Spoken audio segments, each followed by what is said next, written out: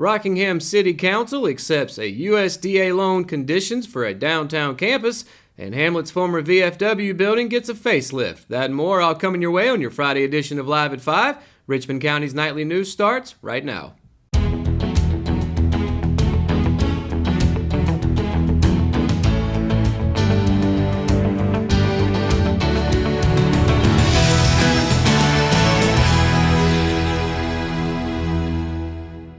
Rockingham Mayor Steve Morris had a bit of paperwork to sign following a special meeting Thursday evening after the City Council approved a resolution to accept the conditions set forth by the USDA on a permanent financing loan for the Richmond Community College downtown campus. The vote was over the phone.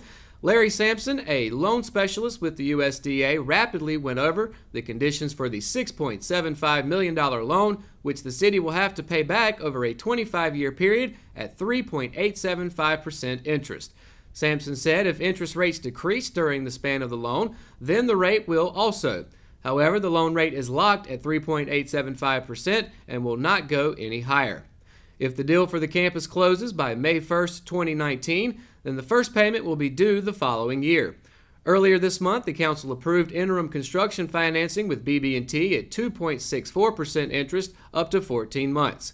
At the end of the 14 months, City Manager Monty Crump said the city will close the interim loan plus interest and the USDA will take up the permanent financing.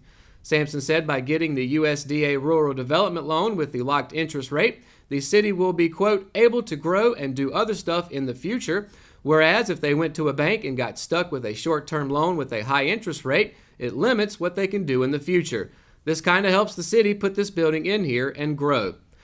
Both financing agreements had to be approved by the local government commission. Also at the last meeting, the council awarded the $11.5 million construction contract to John M. Campbell Company out of Union County.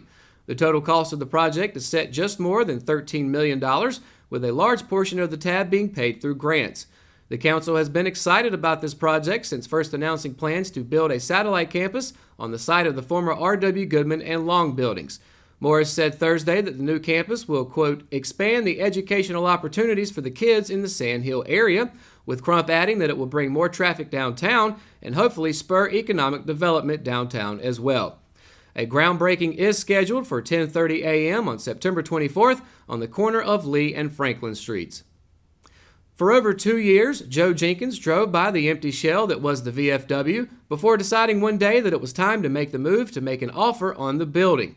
Her thought was this would be gorgeous. She, along with her husband Donald, bought the property on Boyd Lake Road in Hamlet, adjacent to City Lake, in the fall of 2016. She has been working diligently on it ever since, relying heavily on the decorating sense of a good friend for color and other decor choices to make the building a special place for events. The name of the facility is now Lakeside Venue.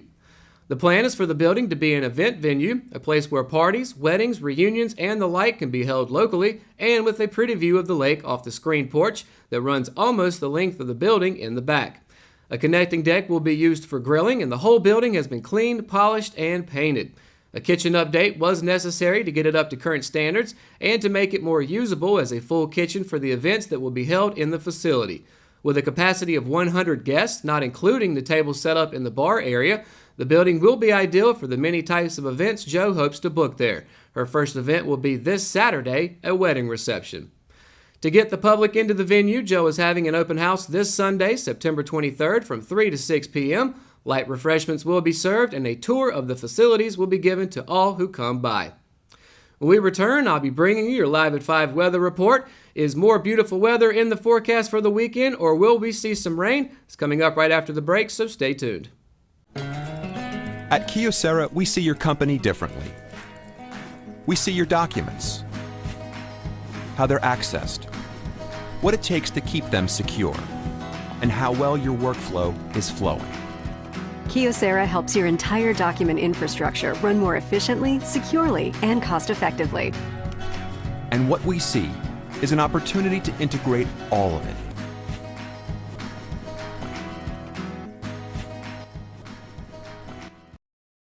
Hi, this is Christina with Richmond County Hospice. I'm with Julie and Holly, and we're here to talk about how wonderful Hayden Construction was during our recent pipe bursting and flooding in our building. In 10 to 15 minutes they were here and they were already starting to work vacuuming up the water, trying to figure out where all the damage was, what all they needed to do. They were so quick to get on the scene. They were here before I even arrived, and it was just reassuring to have them come in and take control. We are so thankful that they were here to help us that day.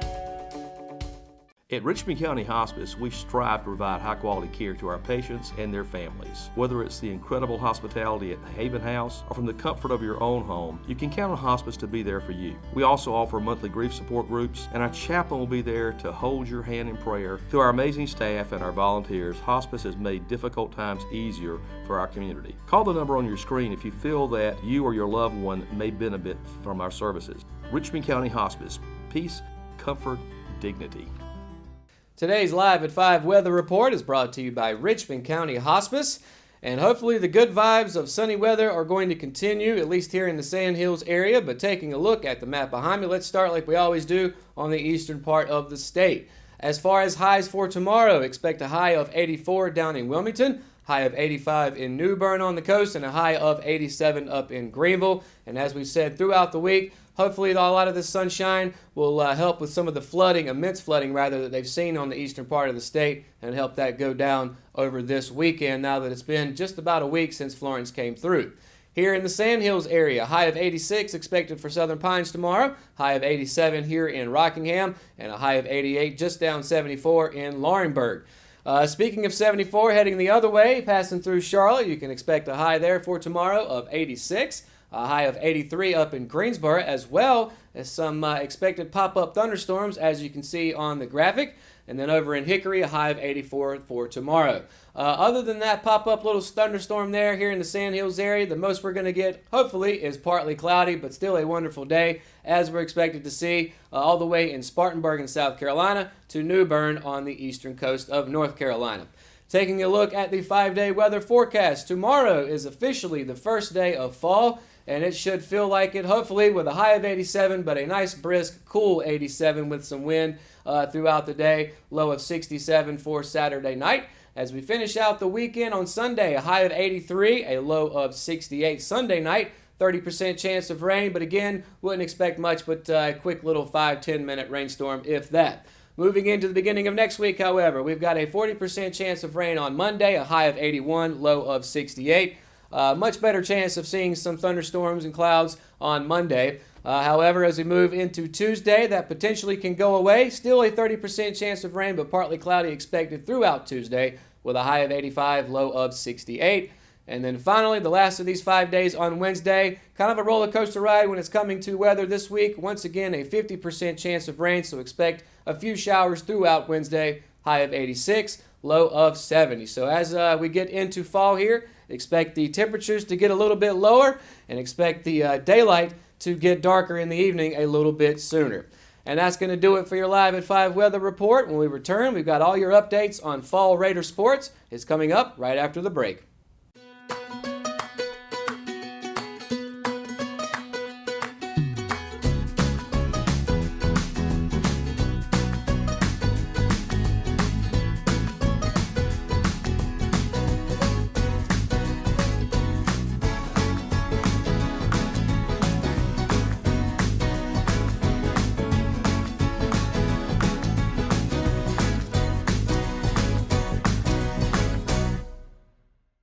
McNair Auto Sales is the place to buy your pre-owned car, truck, or van. To be the best, it takes big selection, friendly staff, and great pricing. We guarantee a no-hassle buying experience, and financing is available right on site.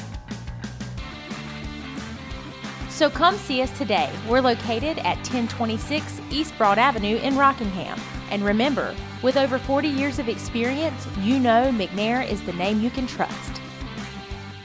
Willow Tree Antiques and Gifts is all about rustic home decor and gifts.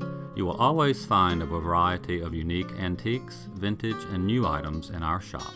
Come and see our selection of housewarming, new baby, and wedding gifts. For the man in your life, we have many collectibles, Boker knives, and leather. And ladies love the jewelry, purses, candles, hats, and t-shirts. We also offer a 30-day layaway program. Come and experience shopping at Willow Tree Antiques and Gifts.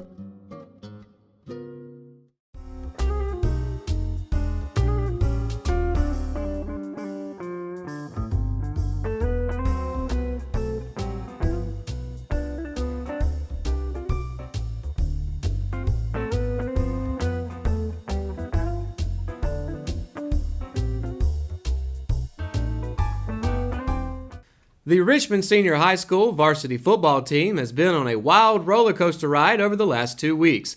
Head coach Brian Till and the Raiders crested their highest hill with their biggest win of the season in a 30-19 thrashing of Butler on Friday, September 7th. But that was 2 weeks ago. And in that span, football has become all but non-existent thanks to the blows of Hurricane Florence.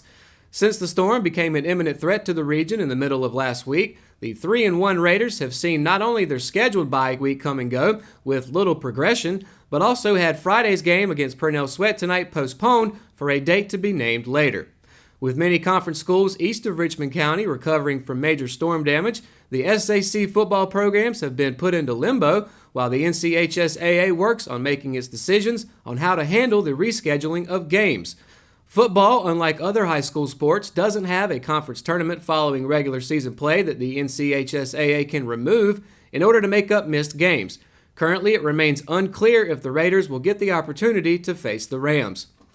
And in an 11-game season with state championship expectations on the line, Till is understandably frustrated with the uncertainty that surrounds his team's playing time on Friday nights. Till expressed that there are things bigger than football during a time of crisis, and he understands that, but also said that a definitive decision made sooner rather than later could benefit football programs during recovery efforts. Following Hurricane Matthew, Till explained that the NCHSAA wasted no time in extending the season 1 week to allow affected programs time to make up missed conference games. If Florence's situation would pan out like Matthew's, the state playoffs would be bumped back an additional week, and Richmond would play Purnell Sweat to cap off the regular season. Two of those programs that have been affected by Florence were the Raiders soccer and the Lady Raider volleyball teams, both of which haven't competed in competitive games since before the hurricane hit. Chris Larson's soccer team was scheduled to play early last week, but rain prior to the effects of Florence kept his team off the pitch entirely. Meanwhile, the Lady Raiders, coached by Ashley Larson, managed to squeeze in a conference match against 71st High School last Tuesday before all Richmond County schools' athletics were suspended in preparation for the storm the following day. With each program trying to return to its normal routine, both head coaches expressed optimism about their return to their respective playing surfaces, but also voiced concerns with the unexpected delay midway through the season.